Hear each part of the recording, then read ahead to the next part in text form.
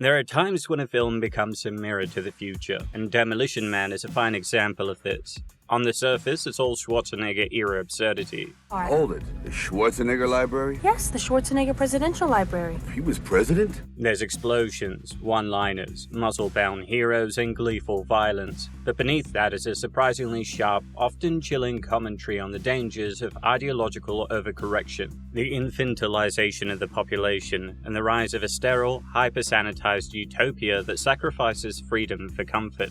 Released in the early 90s at the tail end of the Reagan-Bush era and on the cusp of Clinton's America, Demolition Man is a searing satire, one that anticipated with uncanny clarity the rise of algorithmic morality, safetyism, cultural sterilization, and the weaponization of political correctness as a tool for control. It dared to ask, what happens when society becomes so obsessed with avoiding offense, so focused on eradicating discomfort, so determined to eliminate danger, that it forgets what it means to be alive? And more importantly, what happens when you drop two men from a very different time, bred in chaos and conflict, into that world like sledgehammers into a porcelain utopia? Set in the year 2032, it imagines a pristine, pacified future where all conflict has ostensibly been resolved under the benevolent dictatorship of Dr. Raymond Cocteau, a man who looks like he stepped out of an Apple store but governs like a soft-spoken Grand Inquisitor. Crime is non-existent, police officers are unarmed, speech is regulated, and even the mildest profanity results in an instant fine from Orwellian wall-mounted ticket machines. Thanks a lot, you shit. Physical touch has been deemed unsanitary. Sex, now a clinical VR experience, has lost all intimacy. Fast food, salt, fat, and caffeine have been banned. The population is docile, obedient, and constantly under surveillance. This world is so committed to politeness and civility that it's erased dissent, danger, and even humor. It's a vision of utopia by way of lobotomy, a society so allergic to offense that it's lost its immune system entirely. Into this arrives John Spartan, aka the Demolition Man, played by Sylvester Stallone with his gravel-voiced earnestness. Frozen in 1996 for his reckless policing methods, Spartan is thawed in the future to deal with an equally defrosted Simon Phoenix, played by Wesley Snipes, a psychopathic criminal so flamboyant, sadistic, and charismatic that he makes the Joker look like a mall Santa. Their conflict is the film's central axis, but it's also a vehicle for a much larger philosophical confrontation: the past versus the future, chaos versus control, brutality versus cowardice, liberty versus security. He is a cop who will go to any devices to get his prey. And if it means blowing up a building, he'll blow up a building. If it means driving through a wall in a car, he'll do it. The people of San Angeles are so conditioned to avoid conflict that they're helpless in the face of actual danger. They have no weapons, no grit, nor agency. They are nice, but they are not free.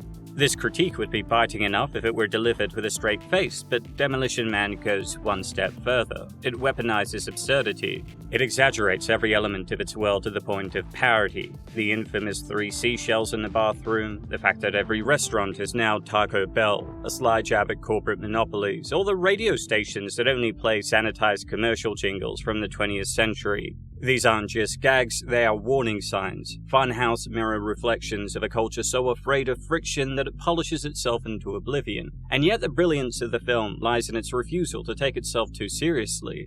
Watching Demolition Man today, in an era where social media algorithms punish dissent, where a joke is often mistaken for bigotry, where offensive speech is increasingly policed by both the government and cultural consensus, it's hard not to see the film as alarmingly prophetic. The mechanisms of censorship in the film, automated, bureaucratic, and socially enforced, mirror our current systems of deplatforming, demonetization, and digital ostracism. And just as in the film, the consequences of this overcorrection aren't a more just society, but a fragile one that lacks resilience, humor, and the courage to confront ugliness rather than hide it behind euphemism.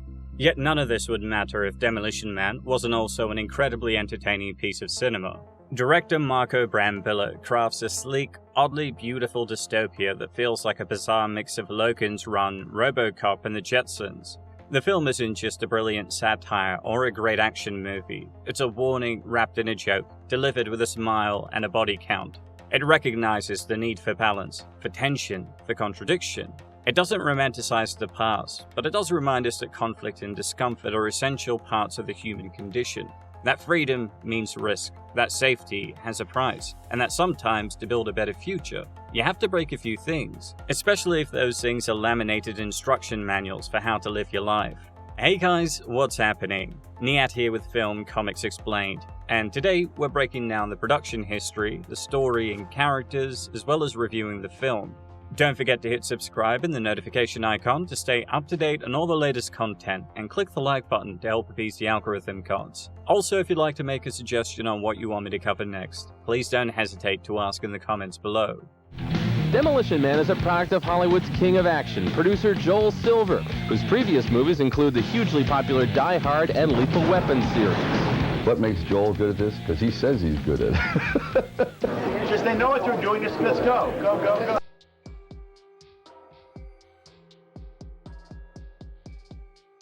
Long before the gleaming towers of San Angeles were sketched, the film existed as a nagging idea, a collision between the increasingly violent, unrestrained present of late 80s America and a strangely pacified, corporate manicured future. That tension between brutality and civility, chaos and control, freedom and comfort was present from the earliest conceptual sketches, but the script that would eventually become Demolition Man was forged in a turbulent development process.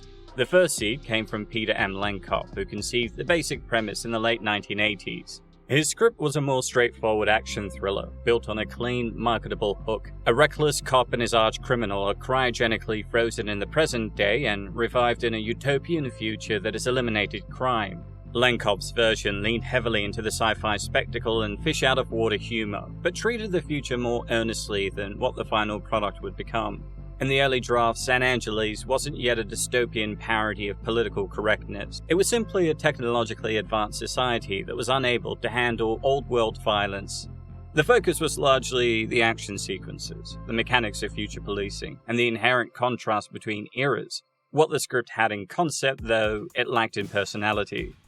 I thought this was going to be like a day at the barber shop. I said, after cliffhanger, there's going to be no problem. At the beginning of this movie, Sly's character jumps out of a helicopter on a bungee cord, about 300 feet. And it's a big stunt.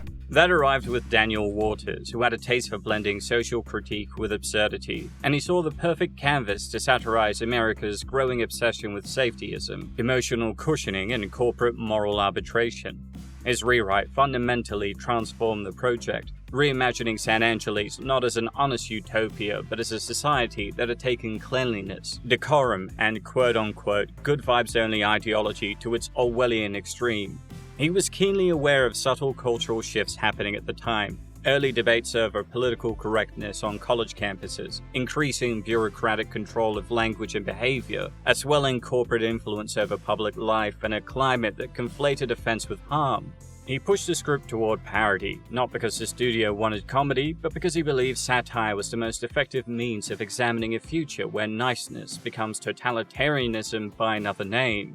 But they were very cunning in the way they constructed the script, that they walked that line to provide entertainment, but also there's a little bit of insight where technology can catch up the way it's progressing, like with the Verisex helmet and the sex scenes and things like that. Yes, it's very possible. Waters added a comedic cynicism that became the film's backbone. The verbal morality statue, the outlawing of physical contact, the resurrection of elevator jingles as popular music, the ban on spicy food, the sanitized language, the absurd idea that every restaurant had become Taco Bell thanks to the franchise wars. These details were exaggerations, but also reflections of an emerging trend in real-world culture.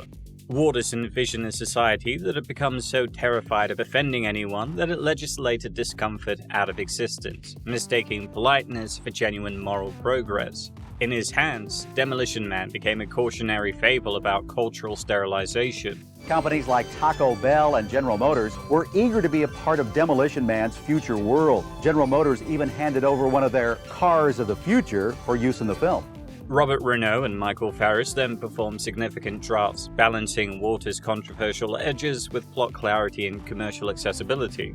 The writing process became an intricate dance. Waters had conceived a world far darker and more political than the final film, including more explicit commentary on censorship, moral policing, and ideological indoctrination. Some of these elements were softened at the studio's insistence because they were too pointed. Warner Brothers was willing to lampoon society, but only to a degree that it didn't risk alienating broad audiences. Still, despite these compromises, much of Waters' sharpness survived. World building also evolved significantly. Early concepts for the future included sleek vehicles, utopian architecture, advanced policing tools, but as the script's satirical tone grew stronger, the crew worked together to create a society whose aesthetics reflected its ideological rigidity. The city needed to feel clean, controlled, and oppressively agreeable. Architecture became soft and rounded, full of muted colors and gentle curves. Technology was suspiciously intuitive, as though designed for citizens who'd forgotten how to think for themselves. Even the language was deliberately bland, sanitized euphemisms replacing anything with emotional weight. Incredibly sensitive man who inspires joy feelings in all those around you. The next challenge was the balancing of tone. Meetings frequently revolved around calibrating the humor. The future needed to be funny enough to work as a satire, but plausible enough to function as a setting for a serious action narrative. This balance was not easy to maintain. Too much absurdity and the film would become a parody, too much seriousness and the humor would suffocate. The tension between these goals is precisely what gave Demolition Man its unique voice. It never fully surrendered to pure spectacle, nor did it indulge in jokes at the expense of narrative momentum. Instead, it merged the two into something unexpectedly coherent, a future world fable that critiques the excess of both violence and civility, acknowledging that civilizations can collapse not only from brutality, but also from fragility. And the future is a passive, quiet, perfect, tranquil, sterile place. But there's an underworld of people that want to be free thinkers, that don't want to live by these fascist type of rules. And I go into the underworld, and lo and behold, I see all these extraordinary creatures. Then at the very end, Wesley turns loose the most menacing, the most maniacal, traveling carnival of horrors. The next task was to bring the bizarre future to life. This meant finding the right performers to embody its ideological clash, men out of time with diametrically opposed worldviews, and creating a world that could believably support their conflict. At the heart of the casting process was the challenge of making the central dynamic work. The hard-boiled, brutal, old-world lawman versus the flamboyant, unhinged criminal. This pairing would anchor the entire film. Two exaggerated embodiments of unchecked aggression unleashed on a future so sanitized it collapses under their weight. Early talks revolved around pairing Jean-Claude Van Damme and Steven Seagal. Van Damme was approached to play either the hero or the villain, with Seagal eyed for the opposing role. But expectedly, egos collided before cameras ever rolled. Van Damme was reportedly uncomfortable playing the villain, while Seagal, often difficult in negotiations, refused to commit. Ultimately, neither could agree to share the screen, and the production was forced to pivot. The decision to cast Sylvester Stallone as John Spartan brought instant legitimacy and baggage. Stallone had dominated the 1980s with Rambo and Rocky, becoming a symbol of rugged individualism and testosterone-fueled heroism, but by the early 90s, his career was stalling. Demolition Man offered him a chance to reassert his action hero dominance while also poking fun at the very persona he'd helped define. Spartan is a pastiche of Stallone's greatest hits, emotionally repressed, hyper-violent, slightly confused by technology, and yet fundamentally decent beneath the gruff exterior. It's a role that allowed Stallone to self-parody without undermining his authority, and his performance walks a tightrope with surprising balance. I tracked that dirtbag for 2 years, and when I finally bring him down, you turn me into an ice cube. For the role of Simon Phoenix, the anarchic villain who thrives in both chaos and structureless freedom, the filmmakers turned to Wesley Snipes. Snipes was riding high off hits like White Man Can't Jump and Passenger 57, and brought a manic energy to the role that would become iconic. His Phoenix is equal parts Joker and Bugs Bunny, a hyperactive, sadistic nihilist with a technicolor wardrobe and a taste for destruction. The casting of Snipes brought something to the table the film desperately needed, a villain who didn't just challenge Spartan physically, but spiritually, a man so consumed by freedom that he embodies the dangers of unrestrained liberty as fully as Cocteau's city embodies the dangers of overregulation. What you got, soldier boy? Do something. Go ahead! Another of the film's inspired casting choices was the then largely unknown Sandra Bullock as Lieutenant Lenina Huxley. At the time, Bullock was a rising star, but hadn't yet broken out in a major way. Speed would follow the next year.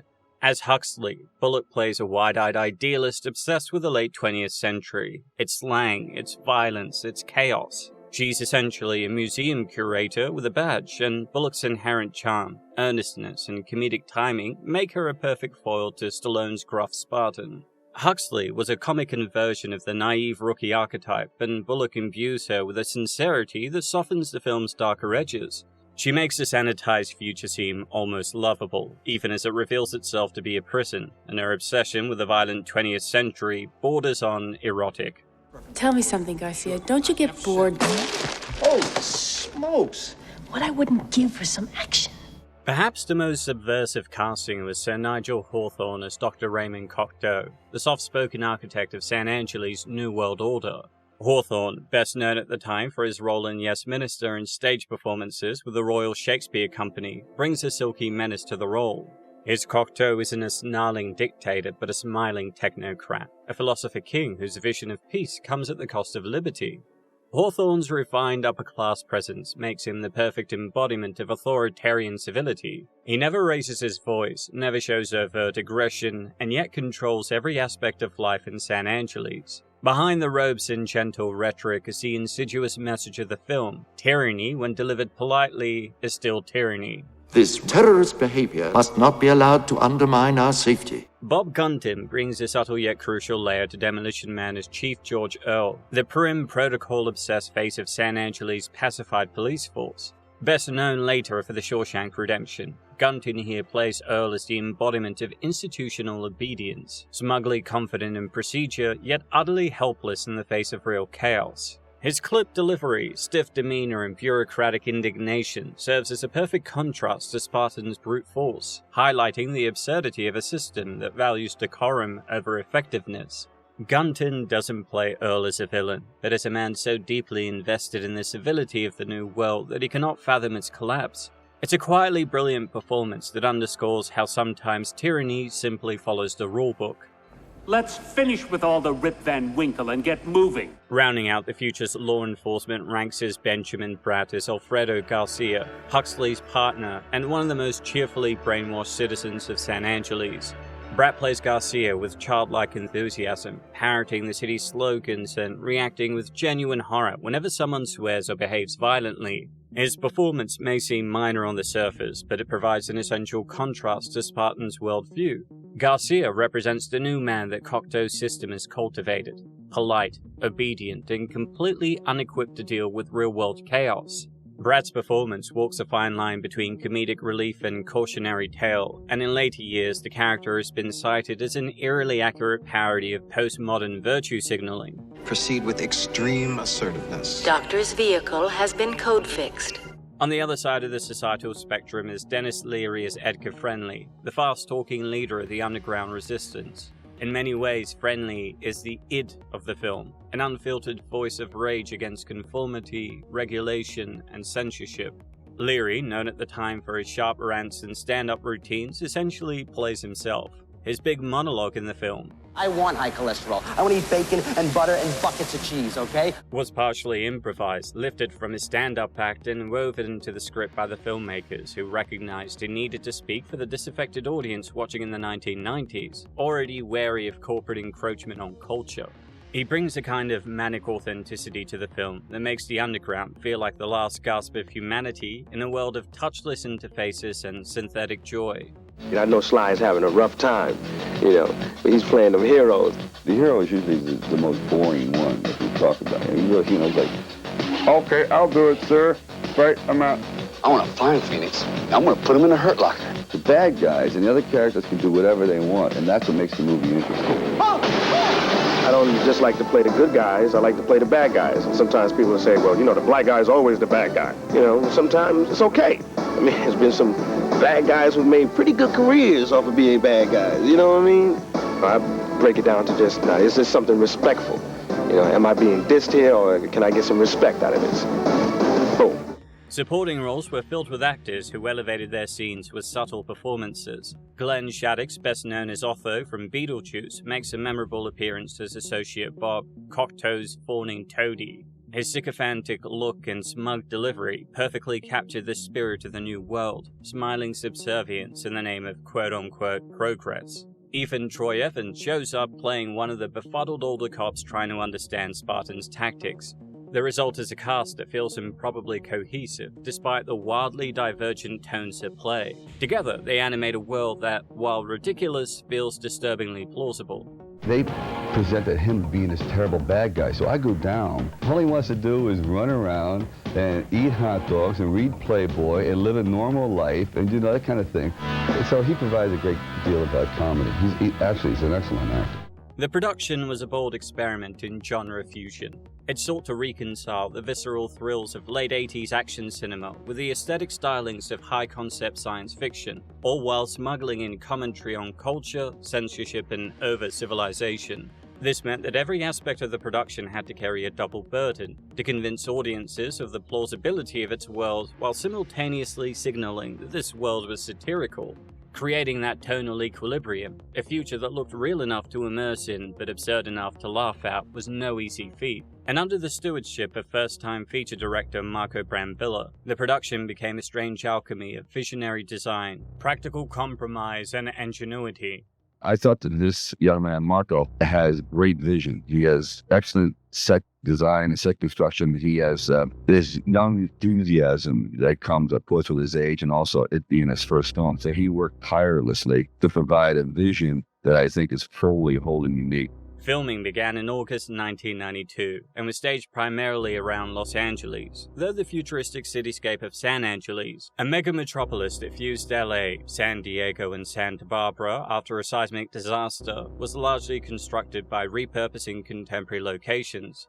The goal was never to depict a technologically utopian city full of flying cars and glowing interfaces, but rather a future that evolved sideways, overly designed, heavily monitored, and intentionally bland. Brambilla, coming from a background in experimental visual art and video installations, brought an unorthodox sensibility to the production design. He approached the future not as something to awe the audience, but as something to quietly disturb them. San Angeles was meant to feel wrong in a way you couldn't quite articulate. Too clean, too polite, too safe. To achieve this, the crew leaned heavily on minimalist set design, sleek architecture, and an intentional lack of clutter. The headquarters of the San Angeles Police Department, for example, were filmed in the California Plaza, a futuristic-looking office complex whose mirrored glass and vast open interiors gave it a strangely antiseptic quality. Meanwhile, the cryo prison was filmed inside a disused Hughes aircraft factory. Its cold, metallic interior required minimal dressing to sell the concept of an inhuman deep-freeze facility. Rather than use green screen or digital trickery, the production team created massive cryocell structures practically, combining real-world water tanks, dry ice, and steel scaffolding to produce a tactile industrial aesthetic. One of the greatest challenges was to make sure that we always believed that we were in the year 2032, to design the world in such a way that the audience would truly feel that they were there. So there was always a lot of preparation that had to go into the special effects and the various matte paintings and things we had to enhance the story with. So in addition to being, all the regular requirements of an action movie, the stunts, the dialogue, and the blocking and all of that, a lot of it had to do with creating this new world. I mean, that was probably the most challenging aspect of the film. The clash between the film's two worlds, the sterile above-ground Utopia and the grimy subterranean underworld, was also expressed via color and texture. San Angeles was bathed in cool blues, soft whites, and sterile lighting, emphasizing the calm, almost drug tone of the culture. In contrast, the underground scenes featuring the scraps were shot with warmer, dirtier tones. The design team filled those scenes with flickering neon, scattered debris, and a sense of decay, creating a visual metaphor for the raw human spirit suppressed beneath the city's plastic exterior. Costume design, overseen by Bob Ringwood, who had previously designed the suits for Dune and Tim Burton's Batman, played a significant role in selling this duality. The citizens of San Angeles wear flowing robes, tunics, and garments that evoke both monastic discipline and spa relaxation. Every outfit is soft-edged, layered, and pastel-colored, reflecting a society that replaced utility with aesthetic harmony. Even the police uniforms were more ceremonial than functional. Meanwhile, the scraps wore mismatched clothes scavenged from the past, leather jackets, torn jeans, and combat boots. This underscored the ideological divide at the heart of the narrative, between enforced civility and chaotic freedom, between repression and rebellion. The main thing that we're trying to create here is that the people have had to make do with whatever's available. So they've had to find creative ways to create a world down here, and that's basically what we've done.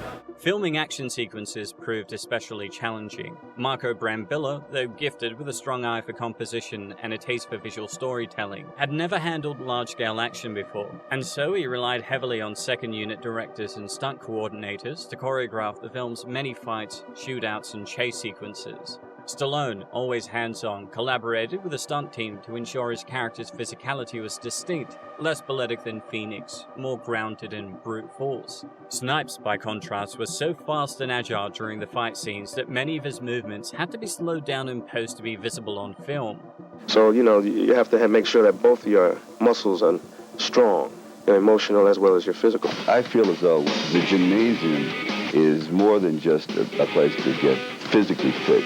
It builds a sense of discipline that I apply also to the acting. I ended up having a conversation with Sly once about, yo man, I don't like staying in the gym, pumping iron. I told him, you can keep that life. The trick is to have the acting skills and the ability, the technical ability, as well as the physicality. To combine the two of them, can't be beat. Key moments required visual effects, particularly in the cryo-freezing sequence and the final confrontation in the cryo-prison. For the scenes depicting frozen prisoners suspended in ice, life-size silicone molds were created of the actors, then encased in translucent ice casings made from resin and glycerin. These sequences were both expensive and logistically complicated, requiring detailed lighting setups to avoid melting, careful camera placement to disguise the immobility of the wax figures, and painstaking work in post to layer the floating particles of ice and steam. But I say the worst scene in the movie was when I was being frozen. That was not fun.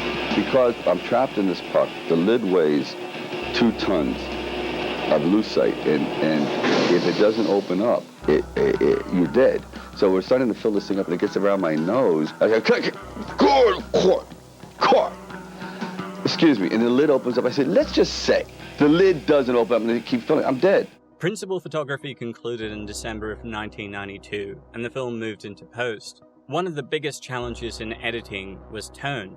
Early cuts wavered between brutal action and outright parody. Some test audiences didn't know whether to laugh or brace themselves, and legendary editor Stuart Baird had to fine-tune the pacing, clarify the satirical tone, and soften certain abrupt transitions between comedic world-building and scenes of genuine violence. The film's opening, originally more extended and apocalyptic, was trimmed to focus the narrative and quickly establish Spartan and Phoenix's relationship before leaping to the future. Sound design became a critical component of world building. The audio landscape of San Angeles was engineered to feel artificial and overly pleasant. Soft ambient hums, sanitized notification chimes, and sterile public announcements echoed constantly in background tracks. In contrast, the underground sequences featured crowds, dripping water, and machinery, reinforcing the divide between the clean and the real. These juxtapositions were essential in ensuring the audience experienced the future as both comically overregulated and subtly oppressive. Rocky! People's egos on the line. For example, I've never met anyone that doesn't know how to quote verbatim their worst review. You remember yours? Oh, yeah. It was, Stallone's career is more mysterious than crib death. Is that, how's that? I'll drink to that. As post-production neared completion, the marketing team at Warner Brothers struggled with how to sell the film. Was it a Stallone action movie, a sci-fi comedy, a political satire? The theatrical trailer leaned heavily into the action, emphasizing explosions, one-liners, and the clash between Spartan and Phoenix, while downplaying the film's more cerebral and satirical elements. This helped attract audiences, but it also contributed to the film's initial critical confusion. When Demolition Man hit theaters on October 8, 1993, it opened at number 1, eventually earning $159 million worldwide against a $45 million budget. But critics at the time were deeply divided. While some called it juvenile or inconsistent, others like Roger Ebert recognized its cleverness and social commentary. General audiences, however, were more receptive, quickly turning the film into a cult favorite via VHS and cable replays. As the decades rolled on, and as the real world began to reflect the film's exaggerated warnings about overregulation, censorship, corporatization, and the death of discomfort, Demolition Man underwent a remarkable re-evaluation. No longer seen as just a quirky 90s oddity, it emerged as a prophetic and ideologically complex work that both mocked and mourned the cost of enforced civility. I haven't been this excited about a film since, a long time ago, because it's a film that, first of all, pushes everything to the limit. It's spectacular, it's dangerous, it has action, it has romance, and it has some kind of moral message in it.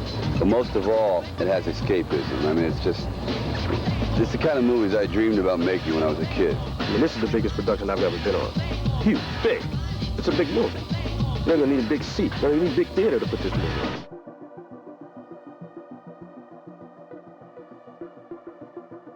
In the bombed-out active war zone of 1996 LA lives a cop known as a Demolition Man. Sergeant John Spartan, an LAPD officer by title but a walking wrecking ball by trade, has built a reputation for his results-driven, consequences-be-damned approach to law enforcement. He catches criminals, but rarely without leveling several city blocks in the process. In a world fraying at the edges, Spartan punches first and doesn't ask any questions. Well, I don't understand why the hell we're bothered anyhow. You're doing a good deed. What? Send a maniac to catch one. The object of his obsession, and the yin to his ultra-masculine yang, is Simon Phoenix, a psychotic anarchist with a flair for violence and a laugh that seems genetically engineered to offend noise regulations. Phoenix has taken a busload of hostages, holding them in the heart of a derelict building within a district he controls. Spartan, unconcerned with protocol or permission, storms in, mowing down his army of low-IQ henchmen with maximum property damage and minimal regard for paperwork. When he reaches Phoenix, it's too late to save the building, or apparently the 30 hostages inside. You see, Phoenix has wired the place with gasoline and gleefully ignites the trap. While Spartan drags Phoenix out of the inferno, the charred remains of the hostages are later discovered in the rubble.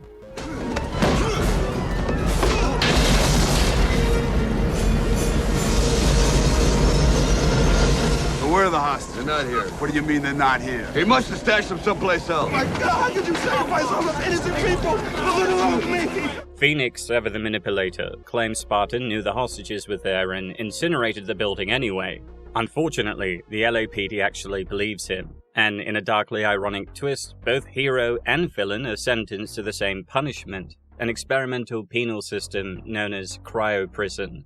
Here, inmates are frozen in suspended animation and subjected to subconscious rehabilitation programming. It's part incarceration, part re-education, and entirely dehumanizing.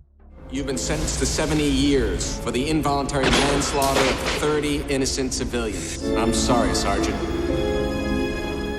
Spartan is given a 7-year sentence and isn't eligible for parole until 2046. As far as society is concerned, the Demolition Man is an outdated relic, an obsolete machine of meat and muscle, placed in cold storage alongside the very chaos he once tried to stop. The world moves on without him, and as we cut to 2032, the world has changed radically. Things don't happen anymore. We've taken care of all that. LA is no longer a cesspool of violence and vice. It is merged with San Diego and Santa Barbara after a devastating catastrophe to form San Angeles, a gleaming technocratic utopia governed by Dr. Raymond Cocteau. Cocteau has masterminded a society in which all unpleasantness has been decreed out of existence. Crime, gone. Swearing, fined. Salt, meat, alcohol, gasoline, physical contact, even sex, all banned. Even joy is regulated via corporate-safe pop music consisting entirely of 20th century commercial jingles. It is a world ruled by a lethal overdose of niceness. No police presence is requested in the city at this time. Mellow greetings, Lenina Huxley. Let me guess, Hall is serene. Do you really long for chaos and disharmony? Thank you for the attitude readjustment, Chief Earl. Info assimilated. Naturally, it's also hopelessly ill-equipped to deal with what happens next. Phoenix is thawed from cryo-prison for what should be a routine parole hearing, but instead he says a phrase that unlocks his restraints and allows him to escape.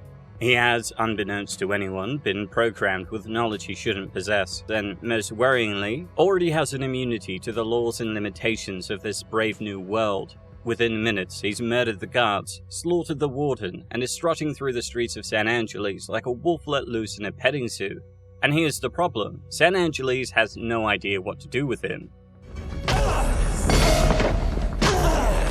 Subject deceased. Last recorded offense, September 25th, 2010. Simon Phoenix. Phoenix, Simon.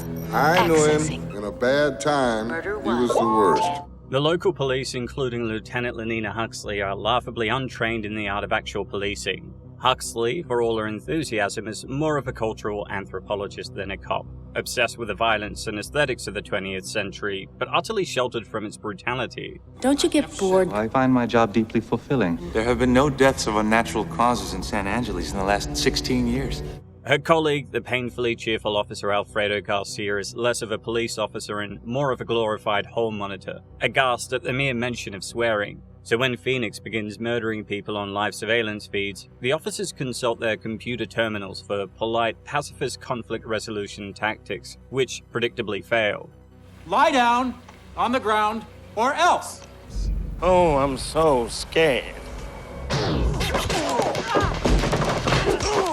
Desperate, the authorities do something unthinkable in this new age of civility. They bring back the old world. They thaw John Spartan. The logic is simple. To catch a maniac forged in fire, you need a Demolition Man forged in rubble. The brilliance of the film lies in what follows, the ideological clash between a man bred for chaos and a man sculpted by the law, and a disregard for protocol, if we're being honest. Hunting down an escaped cryocon by releasing another one? I'm not sure he's any different than Simon Phoenix himself. John Spartan is a man out of time. Within minutes, he learns that Phoenix is loose, that many people are dead, and that no one has been murdered in this city in decades. The cultural shock is immediate. He's fined for swearing, he's mocked for eating meat. He can't even have sex without violating half a dozen health ordinances. It has been deemed that anything not good for you is bad, hence illegal. The entire world has become so sterilized, so utterly fixated on eliminating risk, discomfort, and confrontation that Spartan feels as though he's wandered into a padded cell with a view. He is disgusted by what the world has become, as the very instincts that made him a hero in the past are now treated as barbaric glitches. He's a fossil, dug up to solve a problem that modernity refuses to acknowledge, that violence, danger, and freedom are interlinked in ways that polite society can't process. We have become a society of understanding, and we are, quite frankly, not equipped to deal with this situation. Phoenix, meanwhile, is a gleeful agent of entropy. He adapts quickly, taking full advantage of a world that's too soft to stop him.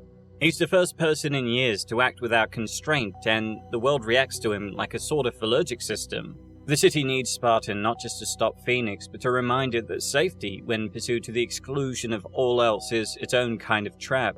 Not many people get a second chance, John Spartan. Sir, I formally convey my presence. How you doing? Through this absurd, high-octane narrative, Demolition Man critiques the ideological overcorrections of its time and, prophetically, ours. It weaponizes satire to explore how society reacts to extremes. Phoenix is the unchecked id, Spartan the controlled superego, and San Angeles the over-medicated ego trying to smother both. We work for a living. This fascist crap makes me want to puke. We don't need the Neanderthal. Our computer has already examined every feasible scenario. Phoenix is going for a gun, plain and simple. The film constantly toys with its own contradictions. It mocks Stallone's stoicism while relying on it. It parodies action tropes even as it indulges them. It depicts political correctness as both comic and catastrophic, showing how a fear of offense can render institutions impotent. Yet it also doesn't glorify Spartan's past. His methods were destructive, and in many ways responsible for his own downfall. But that's really fucking stupid. You think he wants to start a business? I cannot digest how you ever wore a badge. Here, the bodies everywhere. You see that, Captain? I told him. He said he didn't care. The serene illusion of San Angeles doesn't just fracture with Simon Phoenix, it shatters completely. The SAPD finds itself helpless in the face of a man for whom mayhem isn't just a method, but a personal philosophy.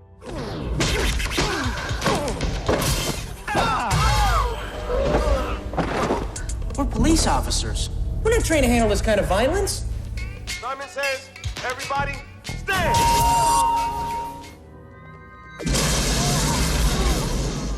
Phoenix leaves a trail of bodies behind as he begins hijacking the city, an act that would normally require clearance codes, and yet, somehow, Phoenix knows them all. Every password, every override, every backdoor into the city's hyper-regulated infrastructure. The police, naturally, are baffled. This isn't just an escaped convict. They're dealing with a man who has intimate knowledge of the system. The killer's next stop is a glowing reminder of just how complacent this society has become, an automated information kiosk. Here, Phoenix learns that the only remaining firearms in San Angeles are now tucked away in museum exhibits. Real weapons have been deemed too dangerous for citizens or even officers to own or wield, relics of a more barbaric age. The fact that they're still functional, however, has apparently escaped the attention of San Angeles' pacified urban planners. For Phoenix, this is a golden opportunity. The only place a person can even view a gun in this city is at a museum. Fellow greetings, sir. What's your buckle? But there's another detail gnawing at the edges of Phoenix's mind. A name. Edgar Friendly. He doesn't know why it matters or even who the man is, but the name pulses in his brain like a subconscious homing beacon. Friendly is the leader of the Scraps, a rogue resistance movement that lives in the underground sewer system and dares to commit such dangerous acts as speaking freely, eating unapproved food, and questioning authority. For Cocteau, who has built a society on control disguised as order, Friendly is not just a nuisance, he's a virus. And Simon Phoenix is the antibody he's decided to unleash, carefully engineered through subliminal programming to eliminate his ideological rival without dirtying his own hands. People are hungry. We got nothing left to lose. Edgar Friendly. As Spartan is caught up on this new world, his discomfort is mirrored by the city's officers, especially Chief Earl. To them, Spartan is everything they've worked to suppress: crude, violent, and worst of all, unregulated. The SAPD doesn't merely distrust Spartan, they're embarrassed by him. What do you think you're scratching, caveman? You really think we'd let you go without control? Establish communication with Maniac Intruder. Wrong. You guys wait here. Give me 10 minutes. But he doesn't have time for etiquette lessons. He immediately begins anticipating Phoenix's next move, correctly deducing that the criminal will head to the museum's weapon exhibit. And sure enough, Phoenix is already there, gleefully smashing through display cases and reacquainting himself with firearms like a kid in a candy store without any supervision. Spartan arrives, and what begins as their first proper confrontation in nearly 4 decades. Excuse me, Rambo, I need to borrow this. What can I say? I'm a blast from the past. Should have stayed there. John discovers, much to his dismay, that Phoenix is faster, stronger, and more tactically precise than he was in 1996. Cryogenic rehabilitation has upgraded the madman into a perfect killer, physically enhanced, mentally equipped, and intellectually dangerous. Every instinct Spartan used to rely on is now being outmatched and countered with something sharper, faster, and more precise. It's not just two relics of the past fighting inside a museum, it's evolution versus obsolescence. I've been dreaming about killing you for 40 years.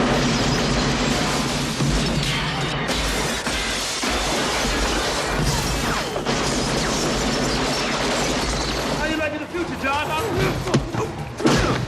But just as the fight threatens to tip into chaos, Phoenix escapes again, and not before holding Dr. Cocteau at gunpoint outside. And here we see a chilling revelation. Phoenix cannot pull the trigger. His programming won't let him. Cocteau had the foresight to install a mental block in his mind, one that prevents him from killing his creator. He's not just a madman, he's a weapon with a failsafe. I don't think so. No kiss kiss, no bang bang. As the ideological scaffolding of San Angeles begins to crack under the weight of escalating chaos, Dr. Cocteau doubles down on deniability. Rather than acknowledge that he's molded a serial-killing abomination in Simon Phoenix, he continues to direct his monster toward Edgar Friendly. The Scraps are everything Cocteau's world was built to erase. They are unruly, unwashed, and worst of all, uncontrollable. Dwelling in the subterranean ruins of old Los Angeles like political cockroaches, they cling to outdated notions like individuality, free speech, and unfiltered cholesterol. Their very existence poses a threat to Cocteau's cleanly manicured dystopia, not because they're powerful, but because they're human. Where the citizens of San Angeles have been pacified into submission, the Scraps are animated by the messiness of free will. They're a constant irritation to our harmony. Spartan first encounters the scraps during a dinner party hosted by Cocteau at either Pizza Hut or Taco Bell, depending on the cut of the film you have, a scene that is equal parts cocktail soiree and theatre of compliance. It's here that the scraps raid the event in search of food. Spartan, having only recently begun to acclimate to this new world, watches in confusion as the authorities react with more horror to the disruption of dinner than to the plight of starving human beings. It's a moment that reframes the stakes. The violence of this future isn't bloodshed, it's indifference and cruelty to anyone that doesn't comply. Please, don't! What a fucking hero. Spartan and Huxley then review surveillance footage and dig into Phoenix's cryo-prison file. What they find is less a rehabilitation record and more a twisted shopping list of supervillain upgrades. Who develops these programs? Well, Cocteau Industries, of course. Phoenix's rehab that turned him into a terrorist, and I don't think his escape was an accident either. Unlike Spartan, his own programming gave him skills like knitting, sewing, and mild-mannered pacification. Phoenix has been upgraded into a tactical demigod. Martial arts, military strategy, torture techniques, advanced hacking, linguistic fluency, and a healthy dose of sociopathic efficiency, all installed courtesy of Cocteau's intervention. It's no longer just a matter of stopping a criminal. Phoenix is now a weaponized ideology, engineered chaos, designed to dismantle opposition under the illusion of systemic purity. Now outside the museum, why didn't he blow your brains out? What'd you say to him? If you think you got this maniac under control, trust me, you don't. Spartan quickly deduces the endgame. Cocteau has built Phoenix to destroy Friendly and the scraps, but Spartan, in the most telling moment of his character arc, does something unexpected. He doesn't accept that chaos must be met with equal chaos. Instead, he seeks dialogue. They don't seem very hostile, John Spartan. No, they don't. He ventures into the underworld to warn them. In doing so, he crosses the final line between enforcer and rebel, no longer acting as a blunt instrument of law, but as a mediator between two diametrically opposed worlds. It's here where he stops Phoenix's assassination attempt on Friendly. I'll be goddamn like a New York cockroach! This is when Phoenix begins to realize that his programming is just another leash. While he's been granted considerable freedom, one rule has been embedded too deep to overcome. He cannot kill Cocteau. But Phoenix finds a loophole. If he can't do it himself, he'll let someone else pull the trigger. In a grimly poetic turn, he releases fellow cryo-prison inmates, killers, mercenaries, the worst of the old world, and promptly has one of them execute Cocteau on his behalf. And the philosopher king of civility dies with a stunned realization that he's been outmaneuvered by his own creation. As Phoenix prepares to unleash an army of LA's worst convicts from cryo-prison, Spartan storms the facility in what is arguably the film's most cathartic sequence. Here, the man once mocked as obsolete confronts the very future that tried to replace him. In a final brutal duel, Spartan fights Phoenix. Their battle is both literal and metaphorical, chaos and order grappling in the ruins of a failed vision. I could trap you in that vanity frost over there and fry your ass like a chicken!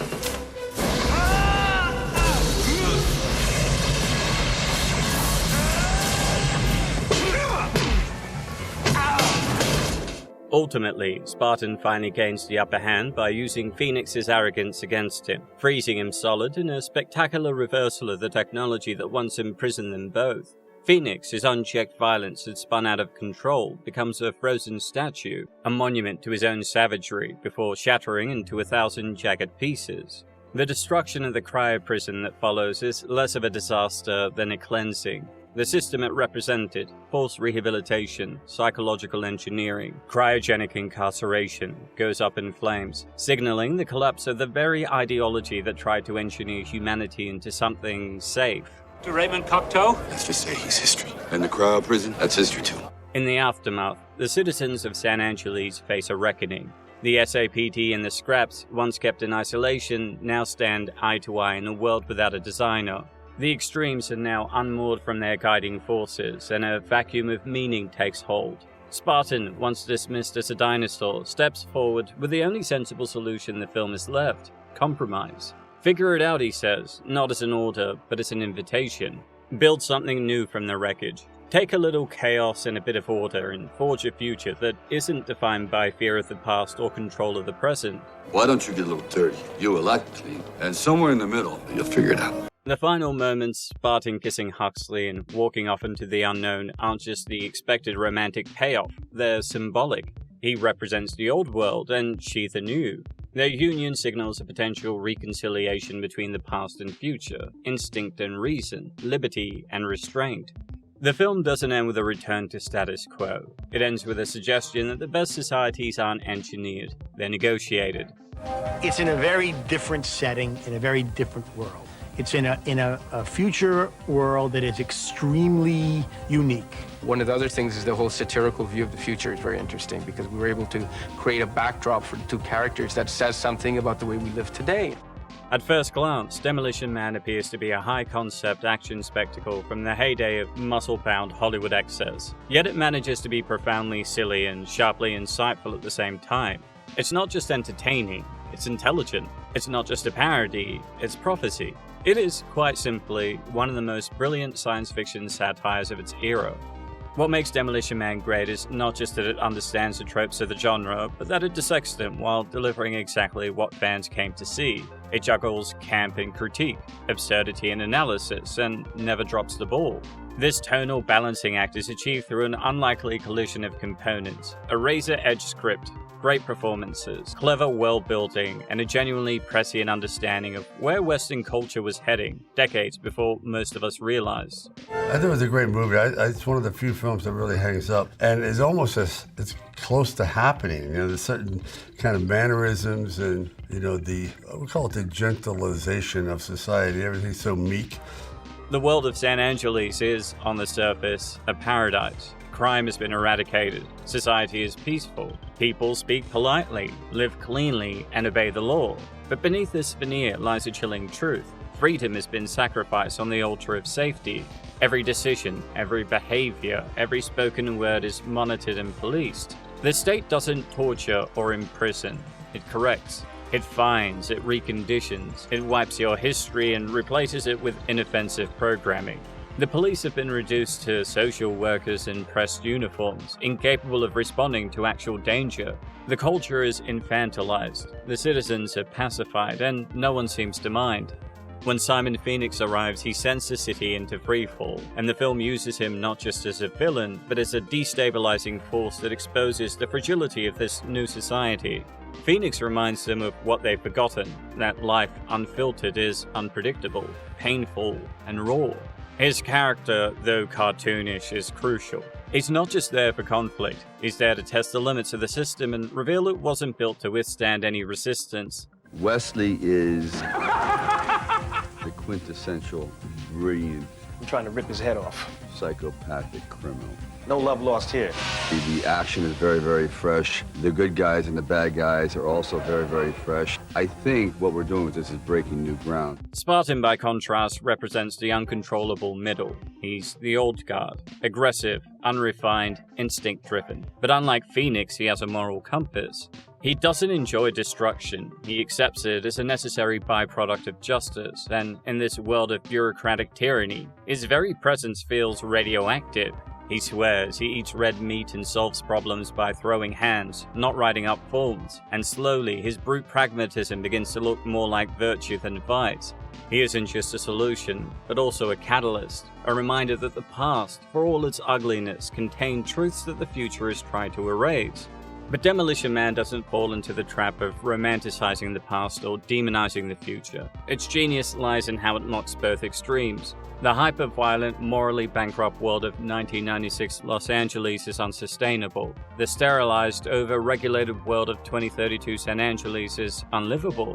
One burns itself down with chaos, the other strangles itself with control. That's why the film argues for balance. Don't let the pendulum swing too far in either direction. Take the best of both worlds. Reject absolutism. Embrace contradiction. She always wants action and violence to happen. She says, wasn't there a person named Demolition Man? I remember reading my laser tapes. So she decides to defrost, the Demolition Man, who she's a big fan of. So she does, and San Angeles, PD, at your service, John Spartan. he defrosts and they hang. Beyond its thematic richness, the film is just plain fun. The action is slick and inventive, while the humor is sharp and often biting. The cast is another major reason the film works so well. Stallone leans into his archetype with surprising nuance, allowing himself to be the butt of the joke without ever surrendering his credibility. Snipes is unhinged, electric, and clearly having the time of his life. Sandra Bullock steals nearly every scene she's in, playing Huxley as a wide-eyed optimist whose love of the 20th century makes her the perfect bridge between Spartan and the future, while Nigel Hawthorne delivers a delightfully sinister performance. Technically, the film holds up impressively well too. Marco Brambilla's direction is clean, stylish, and occasionally surreal, perfectly suited to the film's off-kilter tone. And then of course there's its legacy. Like many great films, Demolition Man wasn't fully appreciated in its time. But over the years, as the culture continued to inch closer to the world it warned about, the film aged into something more than entertainment. It became eerily prophetic. Hurting people's not a good thing. Sometimes it is, but not when it's a bunch of people looking for something to eat.